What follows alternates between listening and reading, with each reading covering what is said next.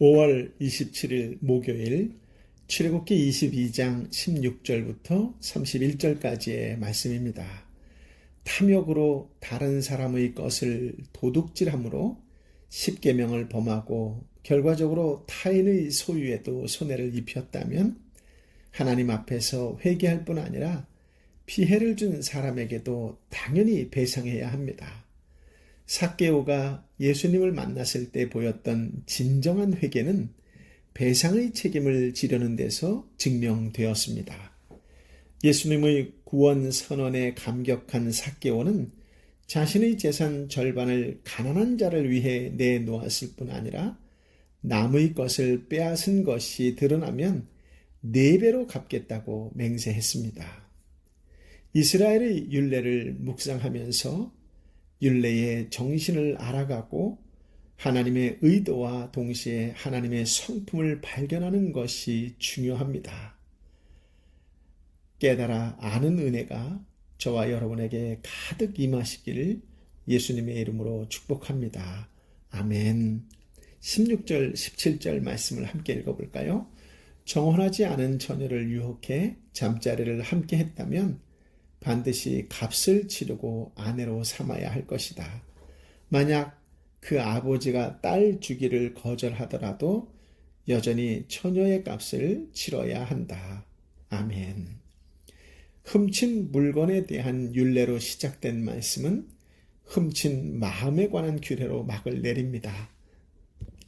어떤 남자가 아직 누구와 결혼하지 않은 처녀를 유혹하여 성관계를 갖게 되면 그 남자는 여자의 아버지에게 여자의 몸값을 지불하고 그녀와 결혼해야 합니다. 여자의 몸값은 결혼으로 인해 그녀의 가족들에게 끼치는 노동력 상실에 대한 경제적 보상이고 또한 그녀가 다른 가족에게 시집가지 못한 것에 대해 그녀의 가족에게 지불하는 일종의 배상금이기도 합니다.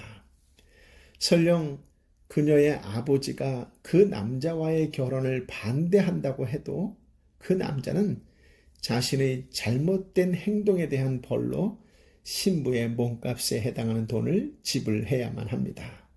그 이유는 정상적인 결혼이 아닌 폭력적인 방식으로 여자의 성적인 순결함을 짓밟았기 때문입니다. 본문에는 신부의 몸값이 얼마인지 언급하고 있지는 않지만 신명기 22장 29절에 보면 50세겔로 기록하고 있습니다. 18절부터 20절 말씀을 읽어볼까요? 무당은 살려두지 말라. 짐승과 관계하는 사람은 그 누구든 죽어 마땅하다. 여호와 말고 다른 신에게 제시하는 사람은 반드시 망할 것이다. 아멘. 이 세 구절은 하나님과의 특별한 관계 속에 들어가게 된 언약 공동체의 거룩한 삶을 규정하는 율례인데요. 본문에서 무당은 귀신과 영혼이 내통한 영적 행음자로 살려두지 말라고 하셨지요. 신명기 18장 9절부터 14절을 읽어보면 좀 더 자세히 알 수 있습니다. 짐승과 행음하는 자도 사형에 처해야 했지요. 레위기 20장 15절 16절 말씀에 이렇게 되어 있습니다. 어떤 남자가 짐승과 성관계를 맺었다면 그는 죽어야 하며 너희는 그 짐승도 죽여야 한다. 어떤 여자가 짐승과 가까이 해 성관계를 맺었다면 여자와 그 짐승 모두를 죽이라. 그것들은 죽임 당해야 할 것이다. 그들의 죽음의 책임이 그들에게 있다. 아멘. 무엇보다도 창조 질서에 대해서 한 번 더 묵상하게 하는 그런 율례이지요. 여호와 외에 다른 신들에게 제사를 드리는 자 역시 사형에 처해야 한다고 20절에 기록하고 있습니다.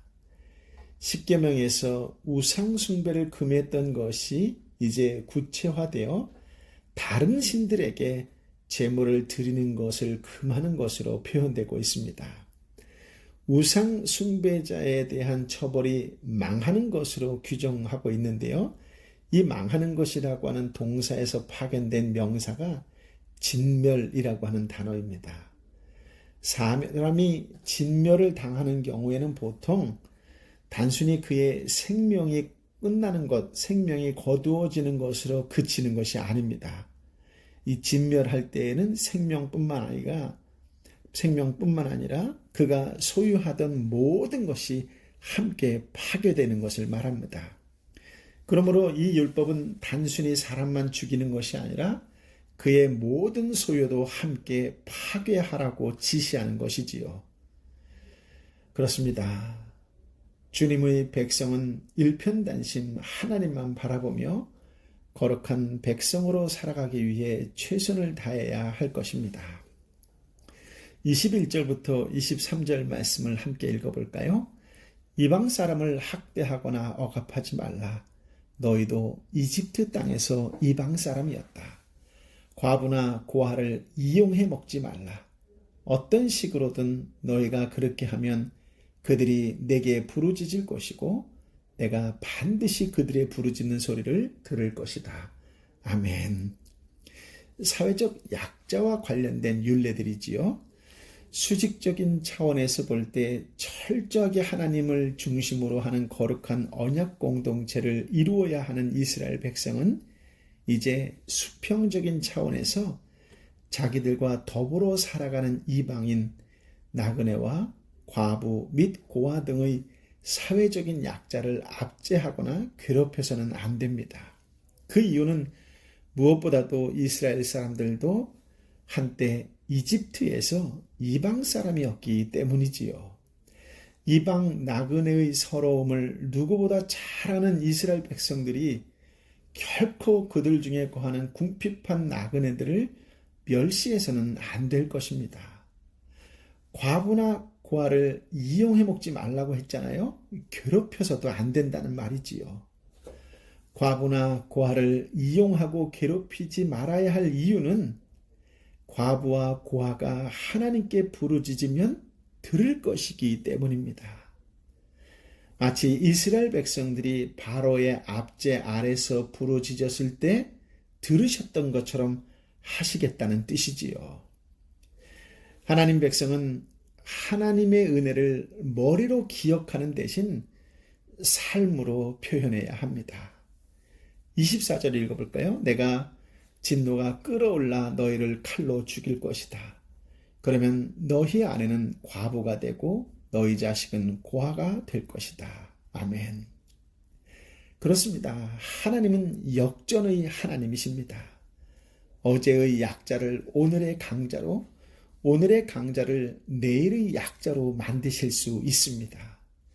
내가 잘나서 오늘 강자의 자리에 있는 것이 아닙니다. 하나님 백성은 언제나 약자에게 자비로우셨던 하나님의 은혜를 알고 그분의 성품을 드러내는 삶을 살아야 합니다. 25절부터 27절 말씀을 함께 읽어볼까요?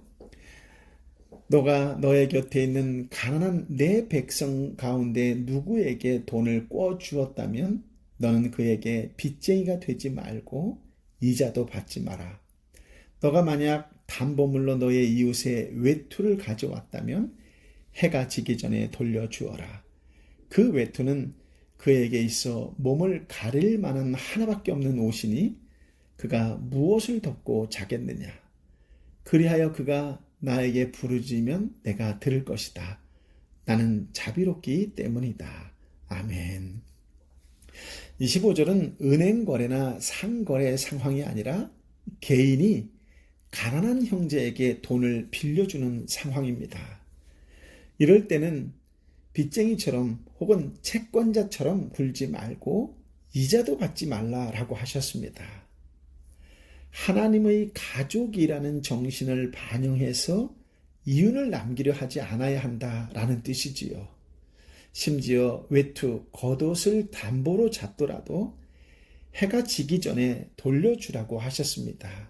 왜냐하면 가난한 자의 겉옷은 밤의 추위를 막는 이불이기도 했기 때문이지요. 거래의 안전을 확보하려거나 손해보지 않으려는 마음으로 형제를 가혹하게 대하지 말라는 그런 뜻입니다. 27절의 독특한 문장이지요. 그가 나에게 부르짖으면 내가 들을 것이다. 나는 자비롭기 때문이다. 세상은 가질수록 없는 자를 이용해서 돈벌이를 극대화하려는 경향이 있습니다. 하지만 하나님 백성은 더 가질수록 이윤보다 자비를 더 실천하는 형제 자매가 되어야 합니다. 율례를 주시는 중에 하나님께서는 딱 한 번 당신이 어떤 분이신지 직접 계시하셨는데요. 그것이 바로 자비롭다, 즉 자비로운 하나님이시다라고 하는 말씀입니다. 하나님은 혹독하게 복종을 요구하는 그런 분이 아닙니다. 하나님은 공의로우시지만 자비로운 분이십니다. 하나님은 공의로우시지만 긍휼의 하나님이십니다. 하나님은 공의로우시지만 사랑의 하나님이십니다. 공의로운 율법 속에 자비의 정신을 담으셨습니다. 그렇다면 모든 율례 속에서 자비로우신 하나님을 발견하는 해석이라야 바르게 헤아린 것이겠지요. 자비의 정신을 잊어버린 채 혹은 잃어버린 채 율례를 문자적으로 지키려는 태도는 하나님의 마음을 전혀 모르고 있다는 것을 드러내는 것입니다. 그러므로 이스라엘 백성이 가난과 궁핍에 내몰린 자들을 돈벌이의 수단으로 볼 것이 아니라 섬김과 보살핌이 필요한 가족 구성원 중의 하나처럼, 일부처럼 대해야 합니다. 그 이유는 비록 가난할지라도 그들 역시 넉넉한 사람들과 똑같이 여호와 하나님의 언약 백성이기 때문이요. 바로 그들이야말로 자비로우신 하나님의 특별한 관심 대상이기 때문입니다. 오늘 하나님의 자비가 저와 여러분에게 임하기를 예수님의 이름으로 축복합니다. 아멘. 28절부터 31절까지의 말씀을 함께 읽어볼까요? 하나님을 모독하지 말고 너의 백성들의 지도자를 저주하지 마라. 너는 처음 익은 열매와 처음 짠 즙을 드리는데 시간을 끌지 말고 너의 아들 가운데 장자를 나에게 바쳐라. 너의 소와 양도 그렇게 하여라. 7일 동안은 그 어미와 함께 지내게 하고 8일째는 나에게 바쳐라. 너희는 내 거룩한 백성들이다. 그러니 들짐승에게 찢긴 짐승의 고기는 먹지 말고 개에게 던져주라. 아멘. 방금 읽은 말씀은 사회적 강자 혹은 위에 있는 권위자에 대한 율례이지요. 먼저 하나님을 모독하는 것은 무엇일까요? 이 말씀은 앞서 살펴본 21절부터 27절까지의 말씀을 잘 헤아리고 이 말씀과 잘 조화를 이루는 가운데에 해석을 해야 될 것입니다. 가장 적당한 말씀 중에 하나가 이사야 8장 21절인데요. 이렇게 되어 있습니다. 그들은 고생하며 배고파하며 이 땅을 헤맬 것이다. 그리고 그들이 굶주리면 화가 나서 위를 쳐다보고 그들의 왕, 그들의 하나님을 저주할 것이다. 아멘. 이 말씀에 비추어 볼 때 헐벗고 굶주린 자를 도와주지 않으면 궁지에 처한 그들이 하나님을 원망하고 저주하게 된다는 것이지요. 즉 하나님을 모욕하는 것은 가난하고 굶주린 자를 보살피지 않는 것이라고 해석할 수 있습니다. 또한 지도자를 저주하지 말라고 하셨지요. 지도자를 저주하는 행동이 결과적으로 그를 세우신 하나님의 선택과 결정을 무시하는 것이요. 그럼으로써 하나님의 권위를 업신여기는 것이나 다름이 없기 때문입니다. 성숙한 공동체는 개인일수록 아래로는 자비하고 위로는 복종하는 태도가 분명하게 드러날 것입니다. 본문의 말씀 가운데 가장 위에 있는 권위자인 하나님께 드려야 할 것들이라면 시간을 끌지 말아야 합니다 라고 되어 있습니다. 머뭇거리다 보면 드리지 못하기 때문이지요. 처음 익은 열매와 처음 짠 즙을 몽땅 바치라 그런 말씀이 아닙니다. 첫 열매를 드림으로써 모든 소출이 하나님의 은혜로 되었다는 것을 고백하고 감사를 표현해야 한다라는 뜻이지요. 아들 가운데 장자를 구분할 때도 구원의 은혜를 기억하고 감사하는 표현이어야 합니다. 소와 양을 드릴 때 7일 동안은 그 어미와 함께 지내게 하고 8일째 바치게 하는 이유가 무엇일까요? 물론 자비심을 가지라는 뜻도 있습니다. 그러나 그보다는 최상의 상태일 때 드리라는 의미로 보는 것이 전체 문맥상 자연스럽습니다. 하나님께 드릴 때는 인색함으로나 억지로 하지 않고 자원해서 최상의 것을 구별해서 드리는 마음이어야 합니다. 부정한 음식으로 취급되는 들짐승에게 찢긴 짐승의 고기는 먹지 말고 개에게 던져주라 라고 하신 이 율례의 그 근본 목적은 먹는 것조차 식욕조차 거룩한 사람답게 구별되도록 하려는 데 있습니다. 거룩한 백성으로서의 정체성을 잃지 말라는 말씀이지요. 그렇습니다. 하나님은 이렇게 거룩한 백성으로 삼으시려고 그들을 구원하셨습니다. 거룩해지려고 하는 것은 사람의 노력으로는 되지 않습니다. 오직 하나님의 은혜로만 거룩해지지요. 우리는 하나님의 은혜로 이미 성도라고 불립니다. 하지만 율례 속에 담긴 하나님의 숭고한 뜻을 깨닫고 그 말씀 앞에 늘 회개하고 공의로운 하나님이신 동시에 자비로우신 하나님의 성품을 삶에 반영함으로 지속적으로 일상에서 하나님께 거룩한 사람이 되어야 할 것입니다. 성령께서 율례와 더불어 역사하셔서 저와 여러분을 좀 더 하나님의 성품을 닮아가는 자로 살아가도록 인도해 주시기를 예수님의 이름으로 기도하며 축복합니다. 아멘. 아버지 하나님, 사랑하는 아버지 하나님, 자비로우신 하나님, 참으로 귀한 말씀, 생명의 말씀, 살아가는 데 있어서 우리의 모든 것을 아우를 수 있는 진리의 말씀을 허락하여 주시니 감사합니다. 말씀 가운데에 정말로 일상에서 내가 어떤 삶을 살아가고 있고 무엇을 추구하고 있는지를 다시 한번 보게 하여 주시니 감사합니다. 오직 하나님만을 바라보고 하나님만을 추구하는 거룩한 하나님의 백성이 되게 하여 주시옵시고 이 땅의 사람들을 바라볼 때에 하나님의 눈으로 하나님의 마음으로 바라볼 수 있는 거룩한 하나님의 사람이 되게 하여 주옵소서. 이 땅에 정말로 아파하고 힘들어하고 지쳐있고 배고파 울부짖고 있는 사람들이 얼마나 많은데 하나님 너무나 나 중심적으로 나만 바라보고 살아왔던 것은 아니고 또 그렇게 살고 있는 것은 아닌지 다시 한번 돌아볼 수 있는 은혜의 말씀을 주시니 감사합니다. 하나님 백성답게 살게 하여 주옵소서. 공동체 안에서 살아가는 하나님의 사람이라는 것을 다시 한번 깨닫게 하셨사오니 철저히 하나님의 뜻을 이웃에게 전하고 베푸는 그렇게 섬기고 나누는 그리스도인의 한 사람이 되게 하여 주옵소서.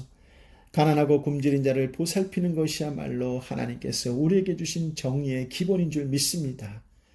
공의로우신 하나님의 말씀에 따라 정의로운 사람으로 살아가는 그리스도인의 한 사람이 되게 하여 주시옵시고 오늘도 육신의 질병으로 아파하는 형제와 자매를 위하여 경제적으로 어려워 눈물 짓는 형제와 자매를 위하여 기도하는 하루가 되게 하여 주옵시고 그들이 있기에 내가 존재한다라고 하는 하나님께서 주신 이 말씀을 통하여 내 삶이 축복과 은혜와 구원의 통로의 삶이 되게 하여 주옵소서. 오직 하나님께 영광과 찬양을 이 땅의 사람들에게 예수 그리스도의 사랑으로 섬기고 또 그 사랑을 나누어주는 주의 사람으로 살게 하여 주옵소서. 이제는 우리 주님 예수 그리스도의 은혜와 아버지 하나님의 크신 사랑과 성령 하나님의 위로 역사 교통 충만하심이 하나님께서 주신 그 은혜를 감격하며 일상에서 그 말씀대로 순종하며 살아가겠노라고 다시금 결단하는 하나님의 사람들 한 사람 한 사람 머리 위에 저들이 섬기고자 세상을 향하여 나아갈 때 만나는 삼토와 일토와 공동체와 함께 기도하는 열방의 선교사님과 선교지 위에 함께하여 주옵기를 간절히 축원하옵나이다. 아멘.